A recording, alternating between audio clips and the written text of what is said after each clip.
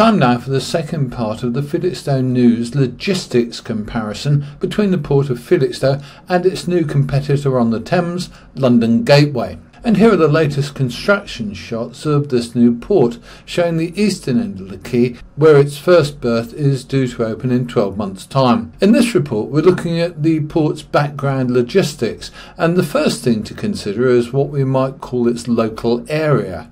Gateway is closest to London, the southeast, and shares the east of England with Felixstowe.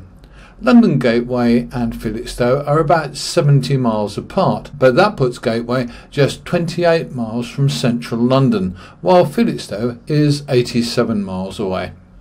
London Gateway has made big claims about its proximity to big markets, and these are true.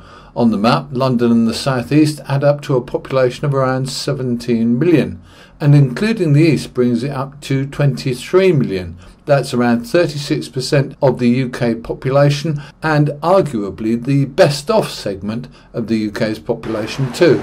London Gateway also claims that many destinations are more easily reached from its terminal than from Felixstowe, and in mileage terms this looks true too. But many places are close enough to both to be marginal, and shippers may not want to disrupt established routes and routines for marginal advantages. For instance, you can save around 50 miles from Gateway to Leicester or to Swindon, but only between 18 and 20 miles going to Birmingham or Manchester. For even more distant delivery points like Newcastle, there's only 5 to 10 miles in it. The west of England along the A4 corridor and down into the West Country gets a good advantage from Gateway, but at this point we have to remember that new container berths are presently planned for Bristol and for Liverpool. Liverpool already handles 700,000 TEU per year and could easily increase this to 1.5 million within 3 years. Bristol also has existing container quays with quite limited trade at present, but its plan includes 2 large berths in a new terminal, and onward delivery mileages to major conurbations like the West Midlands are much smaller, 87 miles to Birmingham, around half the distance from Felixstowe or London Gateway. This also brings in the question of competition too. London Gateway has 2 existing nearby competitors: Tilbury's London Container Terminal, handling around 500,000 containers annually, and the HP UK-owned Thames Port on the Medway, for which the last figures we have show around 500,000 containers a year again. Thamesport is particularly interesting in this context because it's so similar to London Gateway.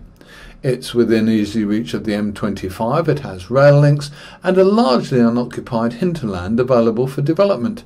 Yet it's never become as busy as London Gateway's publicity suggests that a port in this location ought to be. It's marginally less easy to access due to water depth constraints, but otherwise it's very similar.